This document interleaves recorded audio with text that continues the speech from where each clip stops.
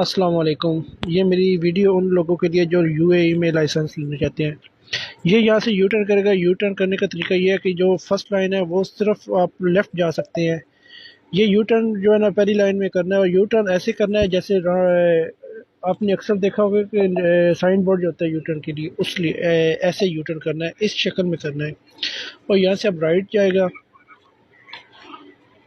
Write signal लगाएगा। इसकी आगे एक और गलती है, वो मैं आपको बताता चलूँगा। हाँ, ये राइट लिया है, राइट इसने ठीक दिया है। तो अभी ये इधर से आगे से लेफ़्ट इसको बोला है।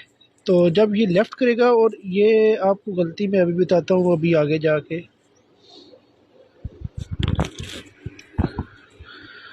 ये इसने सिग्नल लगाया है और ये लेफ़्ट, इधर से लेफ़्ट नहीं करना, क्योंकि ये उधर से आने वाला, ये जो आने वाला रोड है, आने जाने वाला रोड है, तो इधर से लेफ़्ट करेगा तो आगे से गाड़ी आ सकती है। इधर से उसे थोड़ा सा आगे जाके लेफ़्ट करना चाहिए।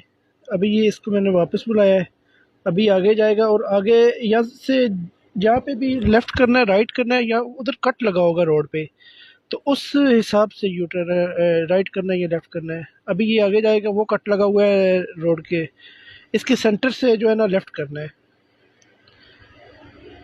और हाँ, ये ऐसे ठीक है। तो ये शुरता भी ऐसे ट्राई लेते हैं।